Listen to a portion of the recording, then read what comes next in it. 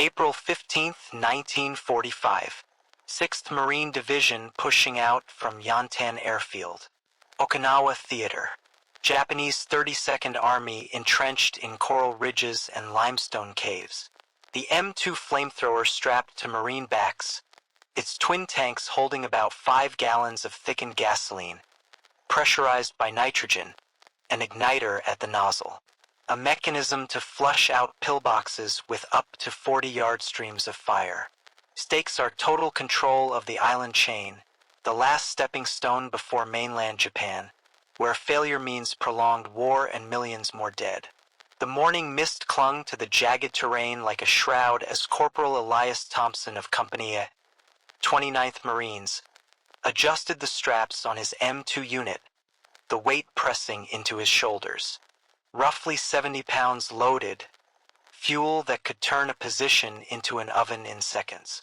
He glanced at his squad mates, rifles at the ready, bayonets fixed, faces etched with the grim determination born from Saipan and Guam, where similar defenses had claimed too many lives.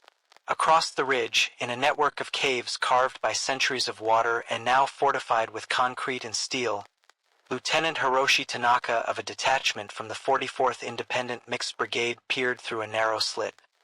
His Type 99 light machine gun nestled in the pillbox embrasure beside him. 12 soldiers huddled in the dim light, their breaths shallow, the air thick with the scent of damp earth and fear.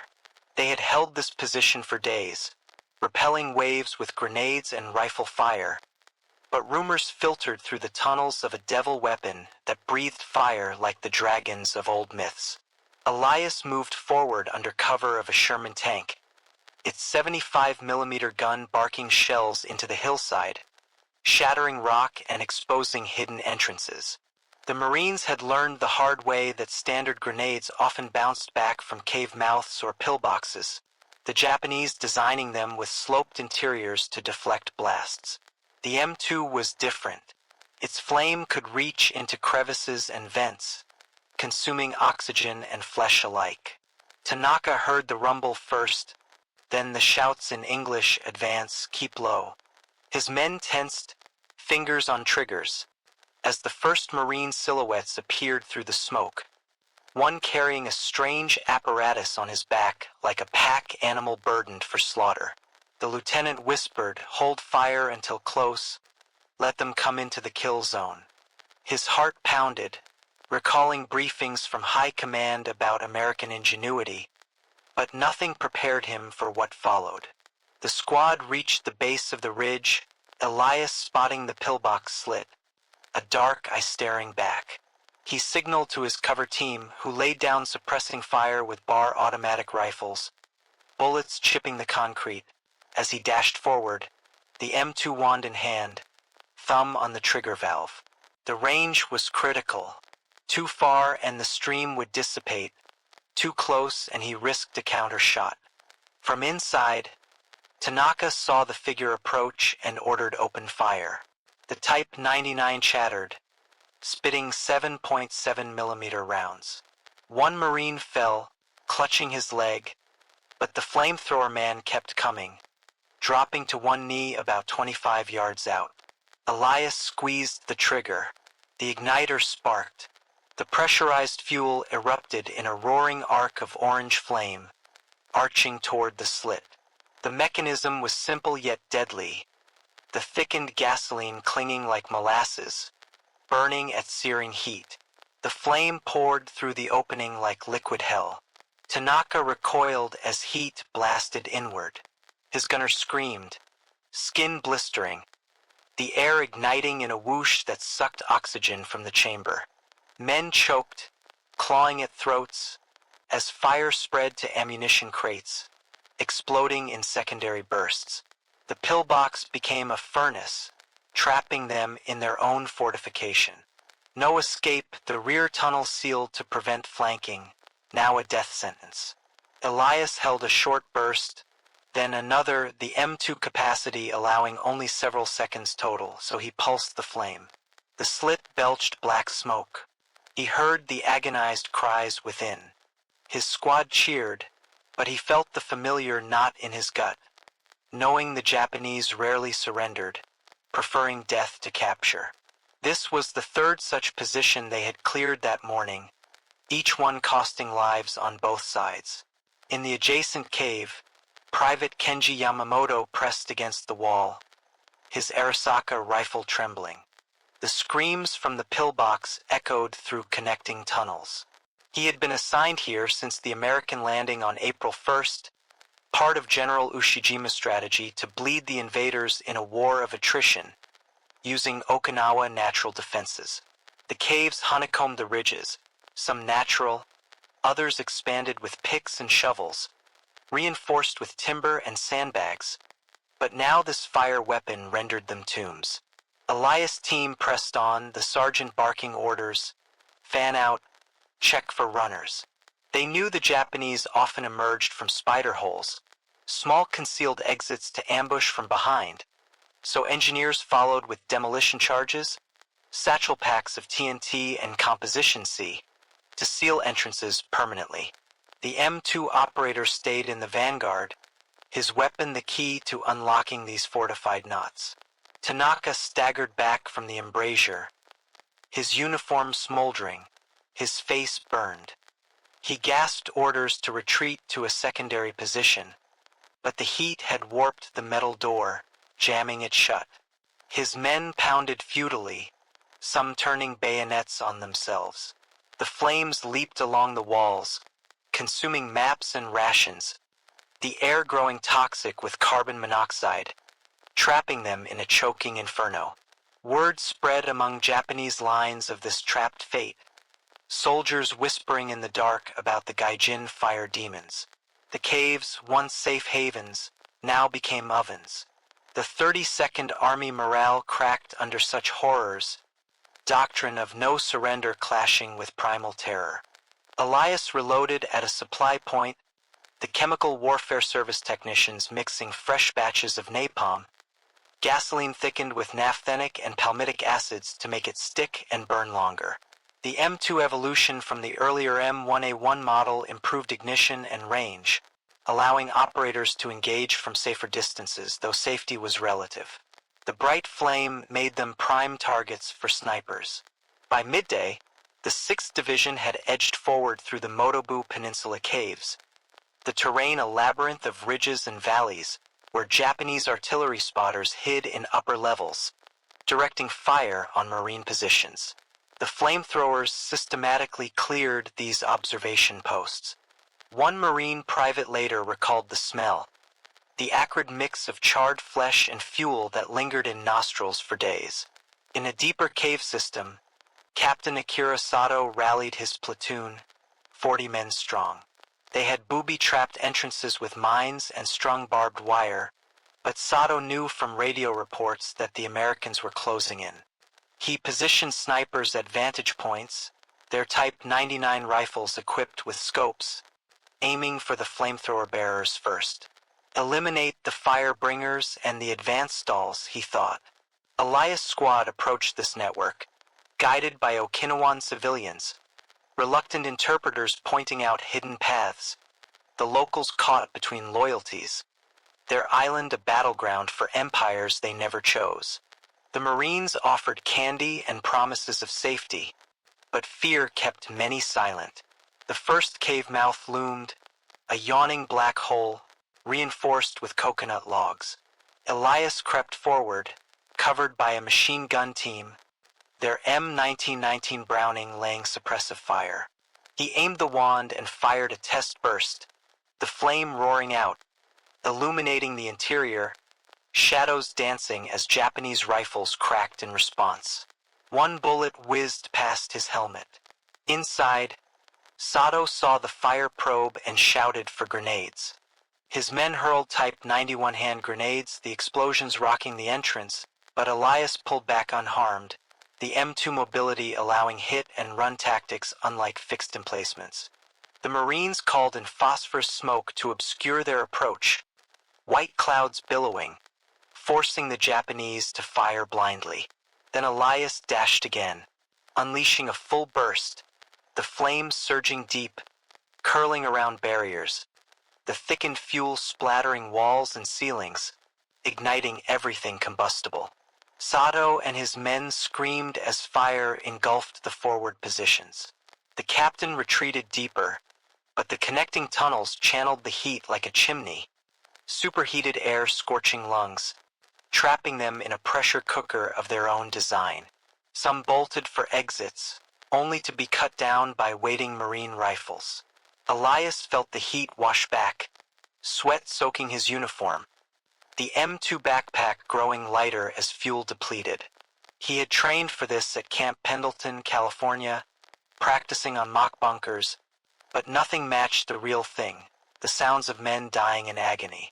By evening, the ridge was secured, the 6th Marine Division reporting heavy enemy losses in caves that day, many by flamethrower, the weapon effectiveness measured in yards gained and positions neutralized, but at cost. Operators down, sniped or grenade, their distinctive silhouette a death mark. Tanaka's surviving comrades dragged him to a medical cave, his burns wrapped in rags, the pain unbearable. He muttered to a medic about the unfairness of such a weapon, how it denied honorable combat blade to blade. But the medic shook his head, supplies dwindling, no morphine left, the Americans closing the noose. Elias sat by a foxhole that night, cleaning the M2 nozzle. Carbon buildup was a constant issue, the ignition prone to fouling if not maintained. He shared a cigarette with his buddy, a rifleman from Texas, who joked about the enemy getting a taste of hellfire. Elias stared at the stars, wondering about the men he had burned. Were they fanatics or just soldiers like him following orders? The campaign ground on. April 20th, the 27th Infantry Division assaulting Kakazu Ridge, a fortress of interlocking pillboxes and caves, the Japanese 62nd Division holding firm, their mortars raining shells on advancing troops. Sergeant Marcus Hale took the flamethrower this time, Elias covering him with an M1 carbine. The M2 range was limited, requiring close approach under fire. The pillbox ahead was a concrete bunker with multiple firing slits, Type 92 heavy machine guns chattering from within. Hale bellied forward, using bomb craters for cover, the ground churned by prior artillery barrages from battleships. The Japanese had dug deep, surviving the bombardment, their positions mutually supporting, one pillbox covering another blind spot. From inside, Sergeant Yoshi Nakamura aimed his gun, sweeping the approach, his crew feeding ammo belts. They had repelled 2 attacks already, bodies littering the slope, but this time smoke grenades popped, obscuring vision. Nakamura fired blindly, hearing shouts, then a roar like a dragon breath. Hale triggered the M2, the flame stream hitting the slit dead on, fuel pouring inside, igniting the interior, the pressure from the system forcing the mix through narrow apertures. The Japanese crew writhed as fire consumed them, Nakamura lunging for the rear exit, but the heat sealed it, metal expanding in the blaze, trapping him with his men, their screams echoing out. Hale pulled back as secondary explosions rocked the pillbox, ammunition cooking off. Marines cheered, advance, but he knew more waited, the ridge honeycombed with similar defenses. At Shuri Castle headquarters, reports piled in about fire attacks, General Ushijima's staff noting the enemy infernal machines rendering many caves untenable, so the defense leaned on attrition, staying underground and counterattacking locally where possible. May 1st, heavy rains turned Okinawa to mud, the monsoons complicating advances, but flamethrowers proved workable in wet conditions. The 6th Marine Division pushed toward Naha City, caves along the Asakawa River harboring snipers and artillery spotters. Private Jonah Reed, 19, from Ohio, carried the M2 now, his first combat deployment. The weight was unfamiliar, but training drilled in. He approached a tomb complex, ancient Okinawan burial sites repurposed as bunkers, the Japanese respecting ancestors, but necessity overriding tradition. Lieutenant Koji Ikeda, inside the tomb with 15 men, His platoon reduced by attrition, had machine guns and knee mortars positioned at entrances, waiting for the Americans to silhouette against the gray sky, the rain pattering on stone. Reed's squad flanked by tanks, the Sherman's coaxial machine guns suppressing as he advanced. The M2 wand extended like a lance. He fired into the first opening, the flame bursting forth, the igniter reliable even in damp air, the fuel clinging to walls, burning fiercely.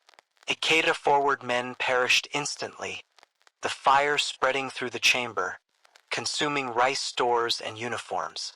The lieutenant ordered counterattack, but the exit was aflame, men hesitating, trapped, until grenades followed the flame, Marines tossing satchel charges to collapse the structure. Reed watched the tomb cave in, dust rising mixed with smoke. He had cleared 3 such positions that day, each one a miniature hell, the psychological toll mounting, nightmares of burning figures haunting his sleep. The pattern repeated across Okinawa. The 1st Marine Division at Wanadraw, May 10th, caves and ridges defended by the Japanese 62nd Division. Pillboxes built with coral blocks, camouflaged with vegetation. The M2 operators were key to breaching. Marines lost many to sniper fire, but pressed on. Captain Thomas Grant led a platoon assault on a major cave complex housing an artillery battery. Japanese 105mm guns shelling Marine lines from hidden positions. The entrance guarded by 2 pillboxes interconnected by tunnels. Grant assigned the flamethrower to Corporal Liam Foster, veteran of Peleliu, where similar weapons had proved decisive. Foster approached under cover of a smoke barrage, the M2 tanks with only seconds of fire available, so he pulsed short blasts. He targeted the left pillbox first, the stream arcing into the slit, the mechanism functioning, the pressurized system overcoming wind and rain. Inside, Sergeant Taro Fujimoto felt the heat wave hit. His gun team vaporized in an instant, the fire leaping to the tunnel connecting to the right pillbox, trapping the occupants as flames raced through. Men abandoned posts only to run into waiting Marine fire. Foster shifted to the main cave, unleashing bursts, the flame pushing far into the galleries, igniting ammunition dumps. The explosion shook the ridge, collapsing sections, the Japanese battery silenced. Grant platoons secured the position, capturing maps showing other defenses, but at cost. Foster was hit by a dying sniper, the flamethrower role passing to another, the casualty rate among operators a grim constant.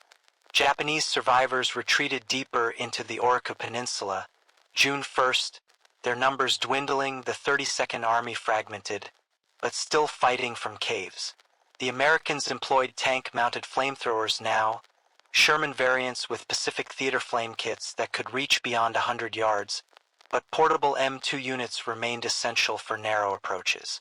In one final stand at Kunishi Ridge, June 11th, the 7th Marines faced a warren of caves, the Japanese 4th Independent Mixed Brigade holding with fanaticism, Lieutenant Saburo Nishida commanding a company in the depths, his men armed with satchel charges for close combat. They heard the approach, engines and shouts, then the telltale roar. Private Caleb Hayes carried the M2, his squad clearing methodically, cave by cave, the weapon reliability proven over months, though fuel logistics strained, convoys bringing thousands of gallons from beachheads under air attack. Hayes fired into a spider hole, a small exit where a Japanese soldier emerged, bayonet fixed, the flame catching him mid-charge, the man stumbling ablaze before collapsing. The sight hardened the Marines, but it was necessary to prevent rear attacks. Nishida's position fell last, the fire pouring in from multiple angles, his tunnels collapsing under demolition. The lieutenant chose death over capture, his last thoughts of the trapped futility against such weapons. The battle wound down, June 22nd, organized resistance ending. Flamethrowers and demolitions were credited with clearing hundreds of positions across Okinawa, the 6th Marine Division alone neutralizing large numbers of caves. The weapon mechanism was simple yet transformative, turning defensive strongholds into liabilities. In the aftermath, Marines like Elias reflected on the cost, the burns they inflicted mirroring their own scarred psyches. The Japanese survivors, few in number, carried tales of the fire traps to prison camps, their empire broken by American ingenuity. The stakes were realized, Okinawa secured at the price of over 12,000 American dead, but paving the way for Japan's surrender. The M2 stood as a symbol of the brutal innovation that helped end the war. Elias shipped home, the flamethrower left behind, but memories burned eternal. The caves of Okinawa, eternal tombs for the trapped. The push continued relentlessly through the muddy trails of southern Okinawa, where the terrain favored the defenders. Every hill a potential fortress, every cave a death trap for the unwary. The 1st Marine Division now fought alongside the 96th Infantry Division, Army troops learning fast from Marine tactics. The M2 flamethrower became a shared tool across branches, operators trained on the fly, the mechanism explained in hasty sessions, squeeze here, ignite there, watch for backdraft. On May 15th at Sugar Loaf Hill, a key position in the Shuri line, Japanese troops from the 62nd Division held with mortars and machine guns, their pillboxes built into the coral face, interlocking fire zones that had stalled advances for days. Assaults by the 6th Marine Division called for flamethrower support from chemical warfare teams, the M2 units attached temporarily, their operators volunteers knowing the risks. Private Harlan Wade, 21, from Kansas, strapped on the pack, the twin cylinders cold against his back, the wand heavy in his grip. He had seen comrades fall, their tanks punctured and set alight, but the job needed doing. The Japanese in the hill caves, Lieutenant Masaru Okada commanding, viewed the approach through binoculars, Americans crawling up the slope under artillery cover. His men were ready with mortars and knee mortars, lobbing shells down the incline, but the caves provided concealment, natural vents allowing smoke dispersal. Wade reached the midpoint, covered by bazooka teams firing rockets into visible slits, the explosions cracking concrete but not penetrating deep enough. Then he rose, firing the M2 in sweeping arcs, the flame reaching out, clinging to the pillbox walls, seeping through cracks, the thickened fuel a gel that burned long. Okada felt the heat first, a wave through the air vents, his gunners at the embrasure screaming as fire poured in. The pillbox design meant to deflect grenades now channeled the flames inward, trapping the crew in a blazing box. No water to douse it, the fuel immune to smothering. Wade held the trigger in short bursts until the tanks ran dry, reloading from cans carried by assistants. The squad advanced behind him, clearing the lower caves one by one, the mechanism efficiency allowing rapid engagements. Higher up the hill, a larger cave system housed Okada command post, tunnels extending back, storage for ammo and food. His radio operator sent urgent calls for reinforcement, but lines were cut by naval bombardment from cruisers and battleships. The Marines breached the entrance with demolition.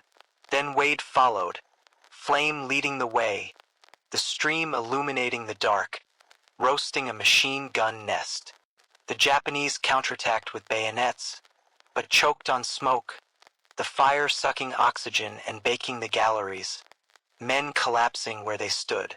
Okada drew his pistol, firing blindly, his vision blurring from heat waves, the flames leaping from wall to wall, consuming everything. His last order to charge met only coughing fits. The position was lost.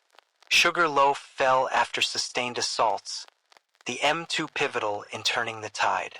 Marines counted hundreds of Japanese dead, many in burned-out caves, the hill a charnel house of blackened remains.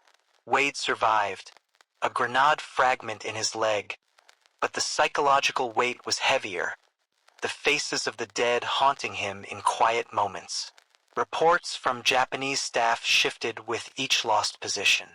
In Shuri, the defense cracked under fire weapons, soldiers deserting rather than face trapped burnings, morale plummeting as word spread of entire platoons incinerated. June 5th, the 96th Division assaulted Uzadake, another ridge complex, caves fortified with anti-tank guns.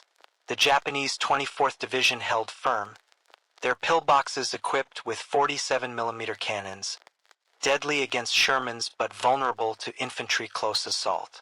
Sergeant Victor Lang operated the M2, his experience from Iwo Jima, where similar weapons had cleared fortifications, now applied here. Field modifications improved seals to reduce leaks. Lang approached under cover of night, the rain ceasing briefly, moon hidden by clouds. The Japanese sentries were alert, with trip wires connected to flares, but Marines cut them silently.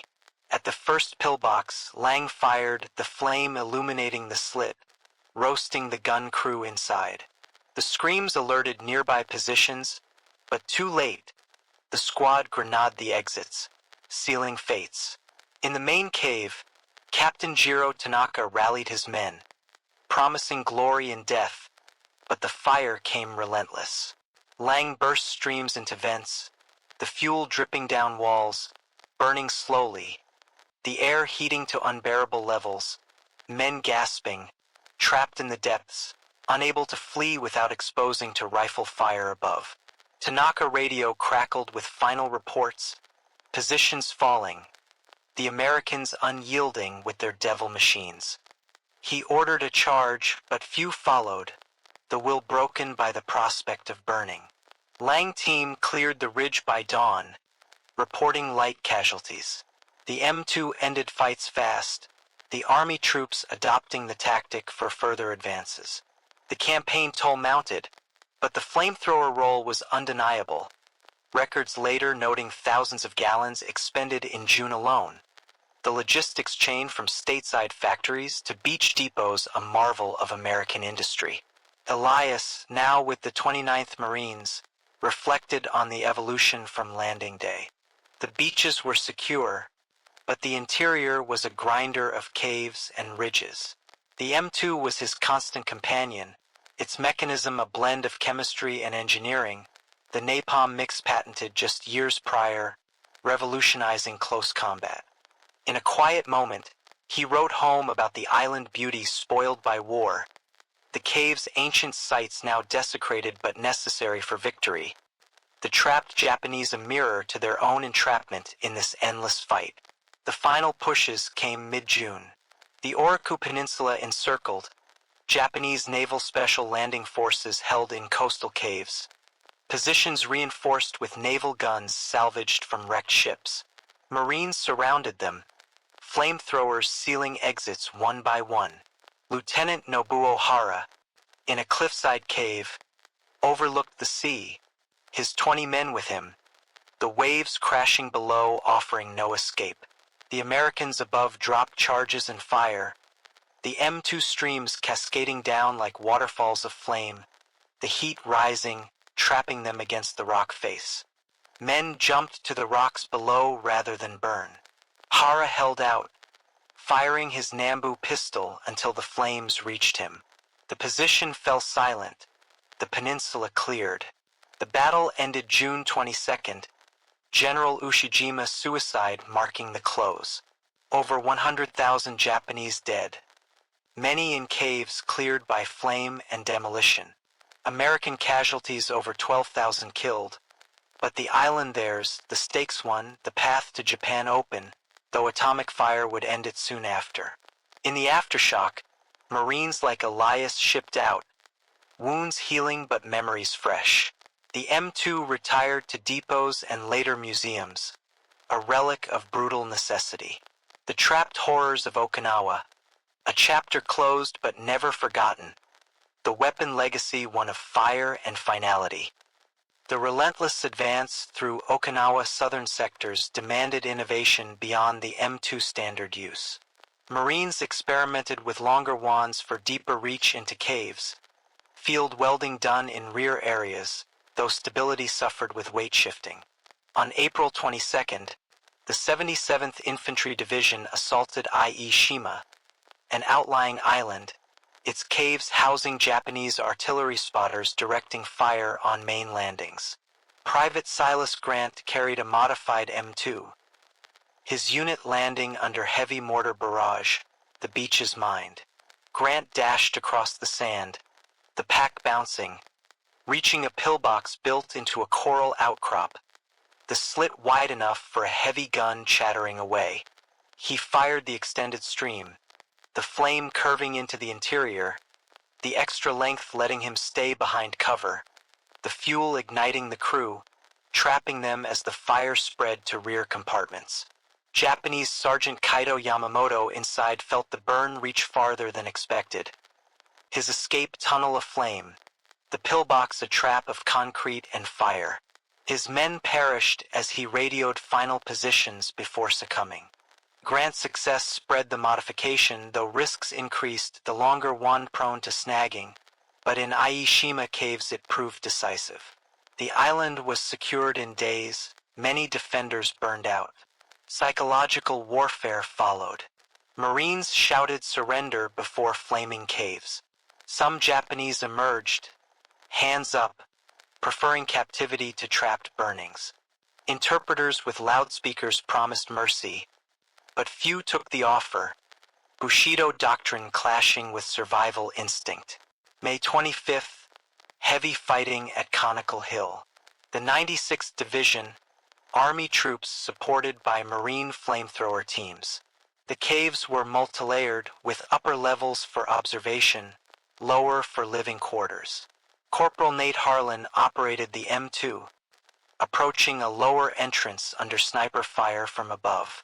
He fired upward, the thickened mix clinging to ceilings, collapsing sections, the mechanism versatility showing in vertical assaults. Lieutenant Ryoji Sato in the upper level felt the floor heat, then crack, flames bursting through, trapping his spotters as they fell into the inferno below. The hill fell after intense combat, the Americans gaining vital high ground. Harlan later received the Bronze Star for his actions, the citation noting multiple caves cleared under fire, the M2 reliability in mud and rain a key factor. Logistics for the flamethrowers strained as the campaign lengthened. Fuel convoys from Higuchi beaches faced kamikaze air and suicide boat threats, but CBs constructed protected depots, mixing napalm on site, the chemical formula adjusted for humidity to prevent separation. June 10th, the 7th Marines at Kunishi Ridge again. The caves a maze of interconnected chambers, the Japanese using them for counterattacks, emerging at night, but daylight assaults with M2 units sealed many entrances, the fire creating barriers of heat and smoke. Private Luke Jensen, new to the role, fired into a chamber, hearing children cry, Okinawan civilians sheltered inside. The horror stopped him mid-burst, but too late, the flame had entered. The Marines pulled back to rescue survivors, the incident a grim reminder of the weapon indiscriminate nature, the trapped innocents a tragedy amid the war. Jensen, tormented by the event, requested transfer, but stayed on, clearing military positions only. The ridge was taken after days of such actions. The Japanese perspective from trapped caves shifted to desperation. Soldiers booby-trapped their own positions to take Americans with them, mines wired to entrances, but flamethrower operators often triggered them from distance, the flame detonating charges prematurely. General Ushijima final orders emphasized holding, but the fire broke resolve, many units disintegrating as men fled or surrendered, the 32nd Army cohesion lost in the flames. The end of the campaign brought reflection. Elias, now a sergeant promoted for valor, looked back on the M2 as both savior and curse, its mechanism a marvel of destruction that shortened the fight but at sole cost. The caves of Okinawa, silent tombs, the trapped echoes fading into history, the payoff measured in strategic gain. Okinawa airfields later hosted heavy and tactical aircraft for operations against Japan. the stakes of invasion altered by new weapons, but the flamethrower role on the island undeniable. Aftershocks rippled post-war, the M2 influencing future designs like the M9 in Korea, but Okinawa remained its proving ground, the lessons of cave warfare embedded in marine doctrine. Resolution came with peace, the survivors carrying the burn marks of memory. The weapon retired, but the stories of trapped horrors endured, signals of war brutality. Expanding with more detailed scenes. The battle for Hacksaw Ridge, though dramatized later, involved similar tactics, but here the focus was on flamethrower use in adjacent areas. The 77th Infantry Division, in early May, assaulted the Maeda Escarpment, caves and cliffs, a vertical challenge. The M2 operators were lowered on ropes to engage lower entrances, the mechanism tested at unusual angles, fuel flow adjusted to prevent drips. Corporal Zane Thorpe rappelled down the face, wind whipping the ridge. Japanese in crevices fired upward, but Thorpe swung the wand, firing downward, the flame cascading like a waterfall, burning out nests, the trapped defenders falling ablaze to the base below. Lieutenant Haruto Kimura, in a cliff cave, saw his men plummet, the fire reaching up through fissures, cracking the rock, the position crumbling under the assault. Thorpe daring cleared the escarpment, allowing ascent. The attackers gained the top after heavy losses, the M2 adaptability key to victory. Such innovations spread. Technical notes circulated among units describing modifications, the Chemical Warfare Service tracking field feedback, though the operators bore the danger. In Naha urban ruins, June 3rd, the caves were replaced by sewer tunnels and basements, the Japanese using them for guerrilla hits. The M2 was effective in confined spaces, short bursts conserving fuel, the flame ricocheting off walls, trapping ambushers in their own setups. Sergeant Owen Blake navigated the rubble, his M2 at the ready, entering a tunnel mouth, the dark absolute, but the igniter spark lit the way briefly before the main stream roared, flushing out a squad.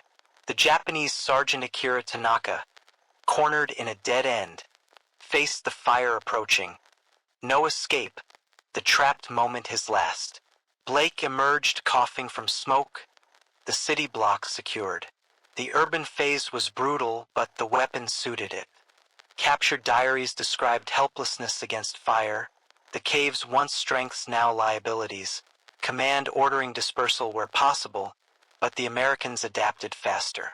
The flamethrower technicals became legend, range roughly 20 to 40 yards, total burn time only several seconds, weight heavy in rough terrain, but Marines trained for it, carrying spare tanks in teams.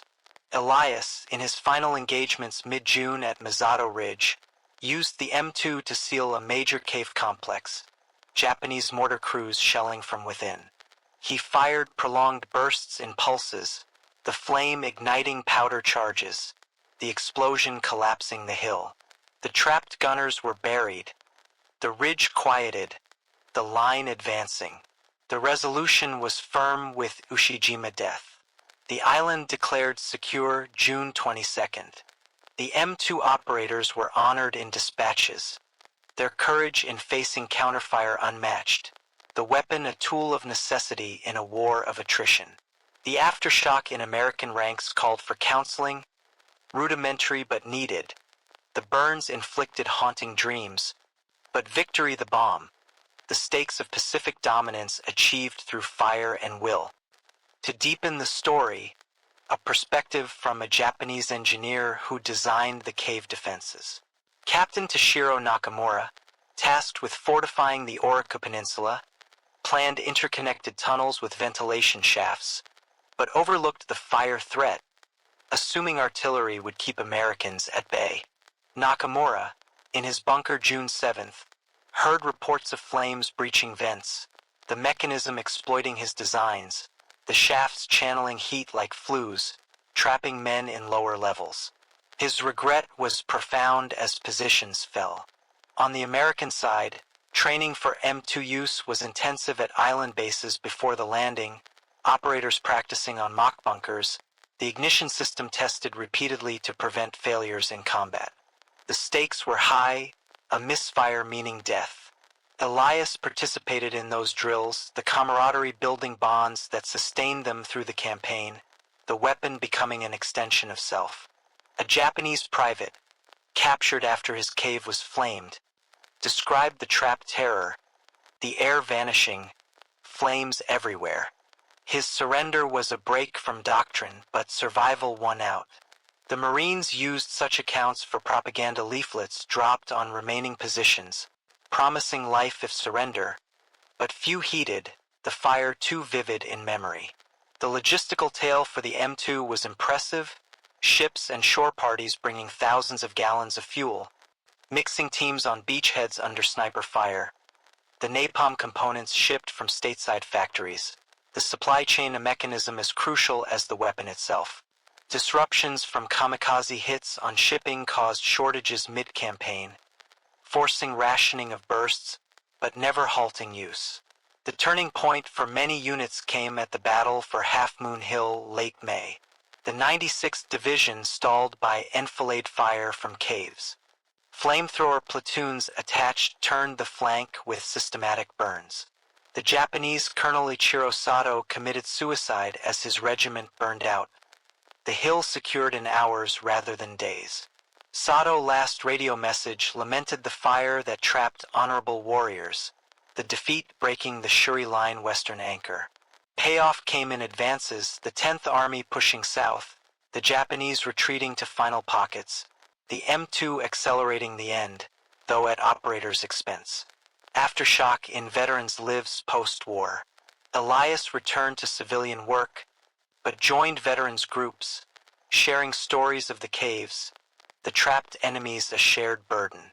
The weapon was debated by some, but praised in official histories as essential. Resolution came with Japan's surrender, August 15th. The Okinawa campaign a prelude, the fire of M2 foreshadowing atomic flames, the island scars enduring, but peace the ultimate stake won. Continuing with individual vignettes. A young Marine recruit, Private Theo Vance, arrived as a replacement late May, assigned M2 duty after brief training. His first action at Kian Cape, June 10th, caves overlooking the sea, Japanese holdouts with coastal guns. The wind was strong, affecting flame trajectory, but Vance adjusted short bursts to compensate, the mechanism forgiving in skilled hands. He cleared a pillbox single-handed, the flame trapping the crew inside. Their screams short-lived, the position neutralized, allowing landing of supplies. Vance's perspective was fresh, the horror raw, but duty drove him, the trapped fate of the enemy a necessary evil. From the Japanese side, Private Yuji Kato in the Cape Caves, his family from Okinawa, felt the invasion personal. His defense was fierce, but the fire came relentless. His comrades burned. He surrendered, emerging blackened but alive. The Americans, surprised, treated him with candy and medical care, the trapped alternative too grim. Such surrenders increased late in the campaign, the M2 psychological impact profound, breaking the no-surrender code in pockets. Technical challenges with the M2 included carbon fouling at the nozzle, requiring diligent cleaning, but Marines improvised in the field, ignition units serviced often to keep them reliable. Elias innovated one such fix, saving his unit during a night assault. The mechanism was reliable, but human ingenuity was key. The campaign environmental toll was clear, the flames scorching vegetation, turning ridges barren. The caves collapsed, altering landscapes forever. The trapped dead were unrecoverable in many cases, families never knowing fates. In resolution, the Marines demobilized Elias home to family, the M2 a memory, but Okinawa lessons shaped later doctrine. Flame weapons evolved, but the core mechanism endured. The stakes of the Pacific War were resolved through such tools, The Trapped Horrors, a chapter in Victory Price. Weaving more historical context. The development of the M2 from earlier models. The M1 used in Guadalcanal with limited range, the M1A1 improving pressure, but the M2 twin-tank design allowing balanced carry. The ignition evolved to improve reliability, the chemical warfare service role in design, with testing at Dugway Proving Ground, Utah, simulating Pacific conditions. In Okinawa, the weapon saw large-scale use. The 1st and 6th Marine Divisions employed dozens, the Army divisions adopting after seeing effectiveness. Specific unit stories. Company B, 22nd Marines, late April, assaulting Motobu Peninsula Central Ridges, caves housing Japanese machine gun nests.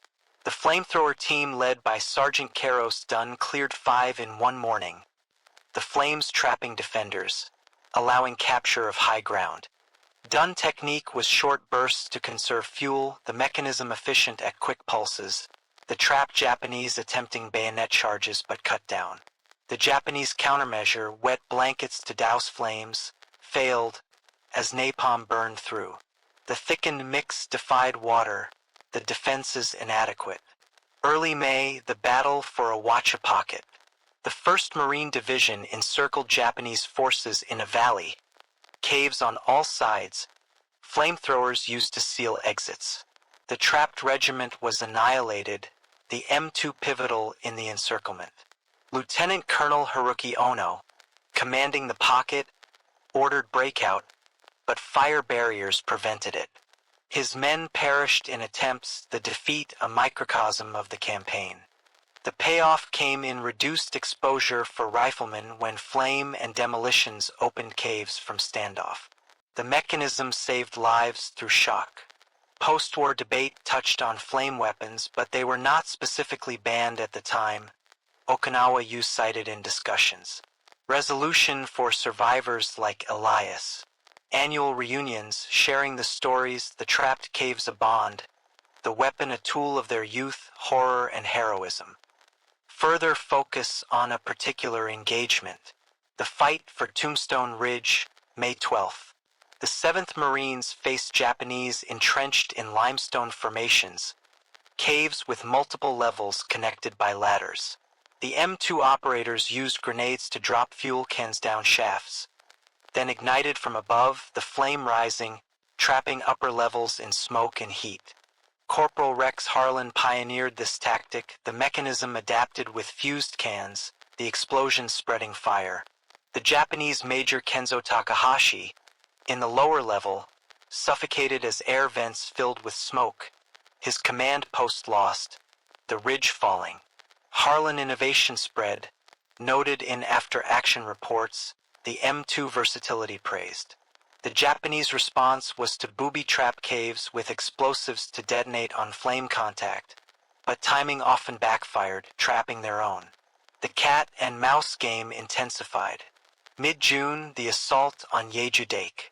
The 96th Division, with Marine support, attacked the peak caves housing artillery. The flamethrowers climbed under fire to engage, streams visible from afar, the fire lighting the night. Private Jonas Wade fired into a gun emplacement, the 47mm cannon silenced, the crew trapped, burning. The peak was secured after heavy fighting.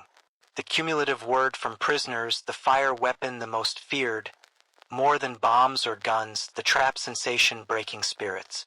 Campaign end tallies listed thousands of cave and bunker positions reduced by a combination of flame, demolitions, and armor.